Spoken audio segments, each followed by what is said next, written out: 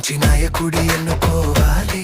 మనం అబద్ధాలకే కాదు, మన భవిష్యత్తుకు మద్దతుగా ఉండాలి. మందుకు అమ్ముడు పోకు, మద్యానికి బానిస కాకు. కాలం తిరిగి చూసినప్పుడు ఇది మంచి నిర్ణయం అనిపించే వారిని ఎన్నుకోవాలి. నా ఓటు చిన్నదేనేమో, కానీ నా ఊరి నాయకుడిని నిర్ణయిస్తుంది మన కష్టం, మన చెమట, మన ఆశల విలువ తెలిసిన వారికే ఓటు ఇవ్వాలిరా, మన ఓటు వేయాలిరా.